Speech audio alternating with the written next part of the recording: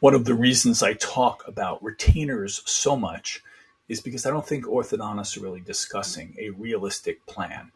A realistic plan is not to glue wires behind the front teeth and expect them to maintain the complete orthodontic correction. I've explained my concerns about bonded retainers in the past. Removable retainers are foolproof when they're worn. Now, I know what you're thinking. How long do you have to wear them? For the rest of your life? Well, it is hard to wear your retainer every night for the rest of your life. Not impossible, but hard. But what's also not hard is to completely neglect it and not wear it for an extended period of time. And the reason why people do this is because they intend to do well, but they're human beings. They go without it for a short time, and then it hurts. And then when it hurts, it actually won't adapt right.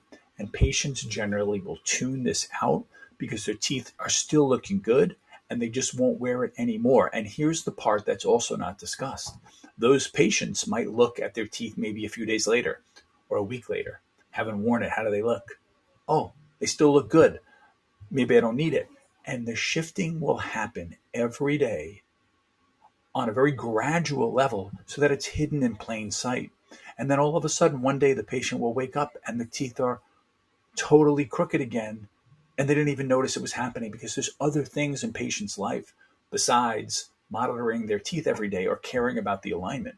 I had a patient who was a very detailed patient, and she didn't wear her retainers after about 2 years. She stopped wearing it because she had something personal in her life.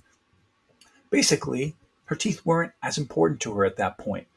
The problem is she went too long without it, and I tried to caution her in the beginning to not let that happen. And so orthodontists have to have an open door policy, be honest with patients. If you drop the ball, come back, not for retreatment, but to make a new retainer. At worst case scenario, on slightly regressed teeth. You hear me use the analogy a lot about weight. If somebody lost 100 pounds and looked like a completely new person, and then 2 years later you saw them and they looked amazing, but they said, "Hey, Adam, I'm really upset because I gained 8 pounds back." But they still looked amazing. You'd be like, "That's okay, dude. Just try to stay ahead of it." That's understandable.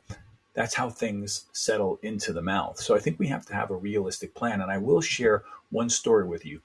I had a patient that wore the same retainer for 10 years, and that's okay. But the problem is that her dentist said that her teeth were getting loose. This is a true story. All my stories are true. But she came back because the dentist said she had some loose teeth. And that was concerning to her. And she called up, said she wears a retainer every night. She came in with the retainer. She sat in the chair. Her teeth looked reasonably aligned. And she had a retainer ready to put in, which, if somebody's not compliant, they usually don't have their retainer at the visit. "Oh, I didn't know I had to bring it," that kind of thing. And so I'm like, put the retainer on. And it's fitting halfway on her teeth. To me, it's not even close to fitting. And so I don't think she lied to me. In fact, she didn't. But I said to her, "Let me ask you, were there some periods over the last 10 years when you went without it?" And she's like, "Actually, yeah, like 6 months ago, I had a major surgery, so I didn't wear it for like 3 weeks." What happened after the 3 weeks is she put it in and it wasn't fitting great. And she must have thought, "Hey, you know what? It'll fit well." And then she got used to that poor level of fit. A lot of people are walking around with retainers that don't fit well, but they think, "Hey, it's in my mouth. It's fitting well." It has to line up with the teeth. It has to be invisible.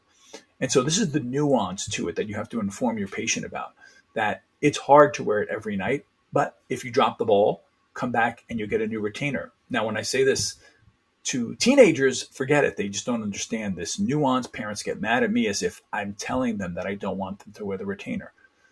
To be clear, patients should wear the retainer every night indefinitely, but things happen and you need to plan for it accordingly. I hope this was helpful.